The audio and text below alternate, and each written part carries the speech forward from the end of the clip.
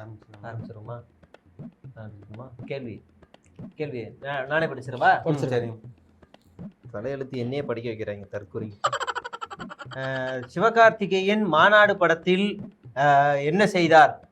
நீங்கள் தான் எப்பவுமே விஷத்தை கக்கக்கூடிய நேர்மையானவர்கள், பொய்ய பரப்பக்கூடிய போக்கத்தவர்கள். அது நல்ல வார்த்தை தானே.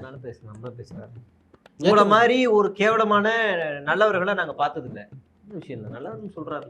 ஆமா, அப்ப அந்த சிவகார்த்திகேயன் மேட்டர்ல என்ன இருக்குன்னா, இந்த படம் வந்து ரிலீஸ் ஆயிருக்குங்க. மாநாடு படம் வந்து ஷூட்டிங் போயிட்டு இருக்கு. அப்ப பாதியில படம் நின்னு போயிருது. அதுக்கு காரணம் கொரோனா தான். அதுக்கப்புறம் மறுபடியும் படத்தை மறுபடியும் ஸ்டார்ட் பண்ணலாம் அப்படின்னும் போது வெங்கட் பிரபு போய் சிவகார்த்திகேயன் தான் பேசுறாரு.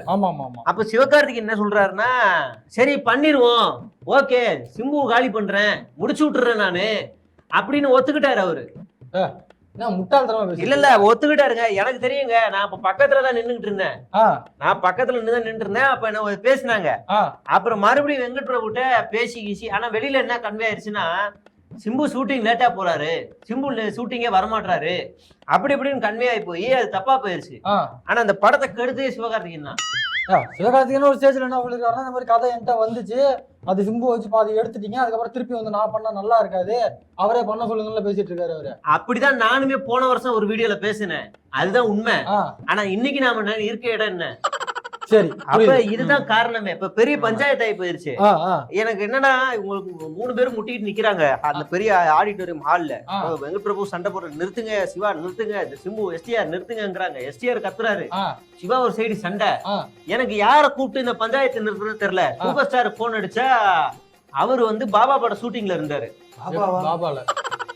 ஆமா, பாபா ஷூட்டிங் ஏதோ ரீ ரிலீஸ். இப்ப கிளைமாக்ஸ் சேஞ்ச் வந்துச்சுல, ஆமா, அதுக்காக அவர் அங்க இருந்தாரு. கமலஹாசன் வந்து இதுல மருதநாயகம் அது எடுக்கலான்னு ஒரு கட்டுக்கு மட்டும் போயிருந்தாப்ல.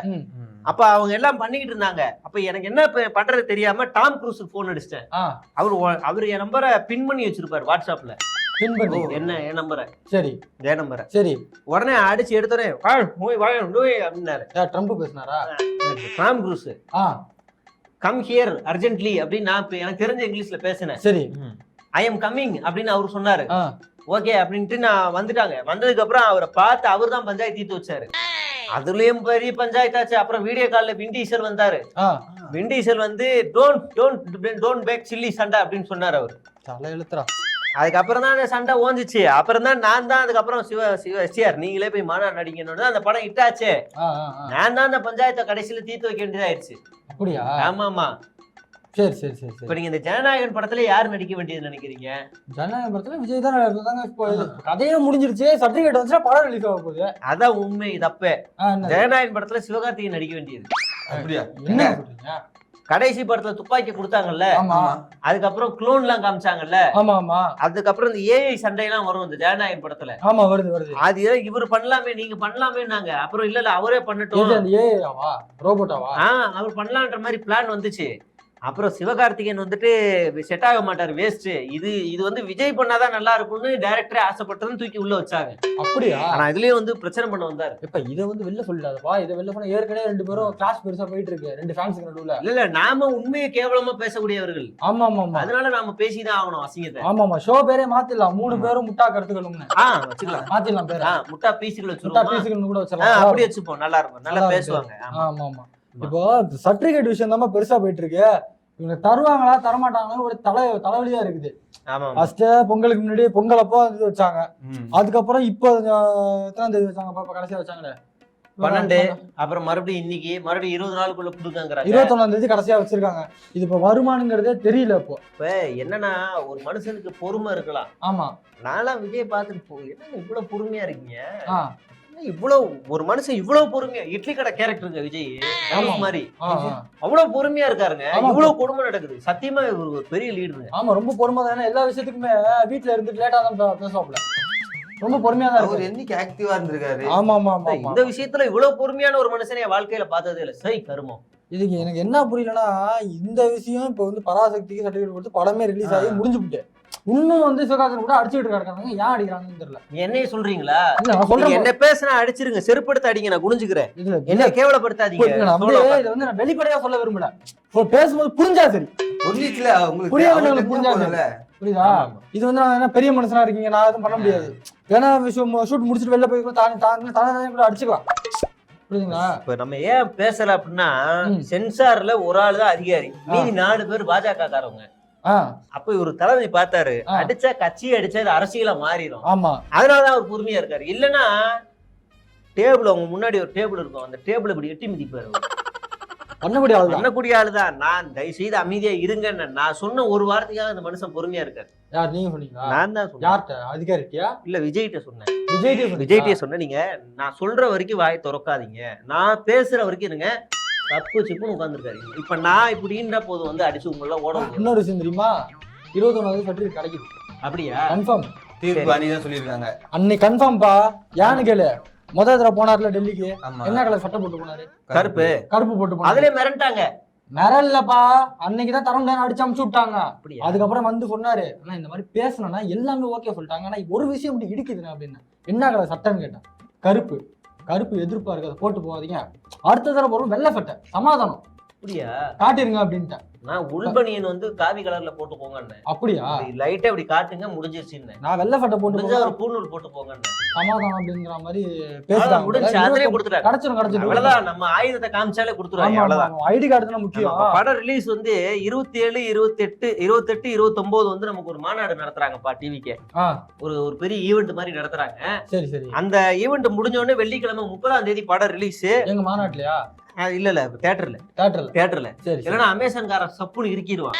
அவன்கிட்ட வேற அக்ரிமெண்ட் போட்டு காசு கொடுத்துட்டோம். அதனால வந்து 30ஆம் தேதி வெள்ளிக்கிழமை ரிலீஸ், 31, 31ஆம் தேதி ஞாயிற்றுக்கிழமை. இந்த 3 நாள்ல கலெக்ஷன் அள்ள விடணும்பா. கண்டிப்பா அள்ள விடணும். நம்ம என்ன ஐடி யூஸ் பண்றோம், எங்க இருந்து பேசுறோம், இதெல்லாம் ட்ராக் பண்றவங்க பாக்ஸ் ஆபீஸ மட்டும் ட்ராக் பண்ண மாட்டாங்க. பாக்ஸ் ஆபீஸ் என்ன சொன்னாலும் நம்புது. ஆமா, அதுதான் லாஜிக்கா கேட்கணும். ஜிகே கேட்டாரு, மிஸ்டர் ஜிகே லாஜிக்கா கேட்டாரு, செருப்படுத்த அடிச்ச மாதிரி கேட்டாரு. ஆனா அதை நம்ம அந்த சேனல்ல பாக்காதீங்க யாரும், இந்த மாதிரி கேவலமான விஷயங்களை பாக்க. ஆனா வெளிப்படையா இருக்கிறத பேசி போறாங்க, உள்ள என்ன ஊழல் நடக்குதுன்னு தெரிய மாட்டாங்க. உண்மையா பேசுறாங்க பாவீங்க எல்லாம். அப்புறம் அது வந்து இதா போயிட்டு இருக்கு. ஆமா, ஆனா விஜய் பொங்கல் கொண்டாடினாரு. அங்கெல்லாம் வச்சிருந்தாங்க. டெல்லியில வந்தாரா?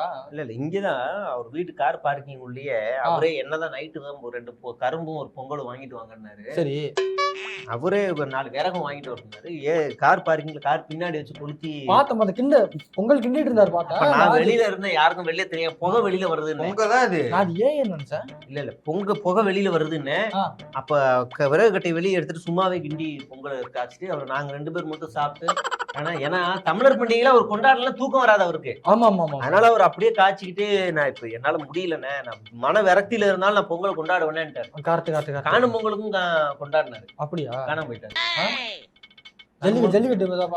வீட்டுக்குள்ளே வந்து ஒரு தலகாணியை போட்டு அடக்கிட்டு. தலகாணி போட்டு சூப்பர். காணும் பொங்கலுக்கு கிளம்புனாருல டெல்லிக்கு. காணும் பொங்கல் அழைச்சு அமைச்சிருப்பாங்களா? கிளம்ப வர சொல்லிட்டாங்க. அடக்கிருப்பாங்க. அதான் பண்ணாரு. அவர் எல்லா பண்டிகையும் கொண்டாடினாரு. அவர் எல்லா பண்டிகையும் கொண்டாடிட்டு தான் வந்தாரு. திருவள்ளூர் தினத்துக்குலாம் நான் உள்ள போறேன், திருவள்ளூர் மாதிரியே உட்காந்துருந்தேன். இப்படி அப்படியே உட்கார்ந்தேன். நான் நினைச்சேன் தூங்கி எந்திரிச்சு உட்காந்துருந்தேன் நினைச்சேன். கெட்டப் இல்ல தூங்கி எந்திரிச்சு உட்காந்து நினைச்சேன். அப்படியே உட்காந்துருந்தாரு மனுஷன். மெடிடேஷன் இருந்திருப்பாரியா? போகிக்கெல்லாம் புசிய கொடுத்து போயிட்டாரு. நானும் தடுத்து நிறுத்திட்டேன். அதனாலதான் கொடுத்து போனாங்க. அது போன போகிக்கு கொடுத்துருக்காரு. ஐயோ நிறுத்துங்க, என்னங்க நீங்க பண்றீங்க அப்படின்ட்டு நான் அப்புறம் தடுத்து நிறுத்தி எல்லாமே நிறுத்தேன். சரி ரைட்டு. இப்போ வேற என்ன விஷயம்? அவ்வளவுதான், முடிஞ்சுச்சு. வேற எதுவும் இல்லல்ல? ஆமா, இப்ப இது குடியரசு தினமா சுதந்திர தினம் வருதுல்ல? ஆமா. கம்ப நட்டுக்கிட்டு இருக்காரு. இன்னைக்கு காலைல போன கொட்டாமுச்சியால குழி நோண்டி இருந்தாரு. ஒரு கம்ப வச்சு குடி எதற்காக அவரே பண்ணுவாரு. எல்லாம் அவரே பண்றாரு. அவர்கிட்ட தெளிவா சொல்லிட்டேன், தேசிய கொடிக்கு போட்டோல வச்சு மாலை போட்டுறாதீங்க, பிரச்சனையா போயிரும். அது பண்ணா பரவாயில்லங்க. தேசிய கொடிக்கு போல காங்கிரஸ் கொடி ஏத்திட போறாரு. அது ரெண்டும் ஒரே மாதிரி இருக்கும். அது சொல்லுங்க. இதுல வந்து நடுவுல வந்து அசோக சக்கரம் இருக்கும், அதுல இது இருக்கும்ட்டு. சரி பாத்து மாத்தி ஏத்திட போறாரு. சரி பாத்து கன்ஃபியூஸா இருந்தா ரெண்டுமே ஏத்துங்கன்றலாம். ஆமா கரெக்ட். கூட்டணின்றலாம். கரெக்ட் சொல்லிடுறேன். நான் சொல்லிடுறேன். எனக்கு என்னன்னா பயனா, தேசிய கொடியை ஃப்ரேம் போட்டு அதுல மாலைகளை போட்டுற போறாரு. அதுதான் அது ஏன் எடிட் பண்றவங்க. அது வேற சிக்கல் இருக்கு. அதனாலதான் அது வேணான்னு சொல்லிட்டு வரேன். இப்ப நான் கிளம்பணும். வெயிட் பண்றாரு எனக்கு தான். சரி நம்ம கிளம்பணும். நான் வெயிட் பண்றாரு. சரி நான் போயிட்டு வரட்டுமா? முடிச்சு விடுங்க. நீங்க வீட்டுல போய் டீ தான் குடிக்க போகுது. வந்துட்டு வந்து நம்ம கதை விடும். சரி போ, நீ போப்பா. சரி போயிட்டு வாங்க. நீ போயிட்டு வாங்க.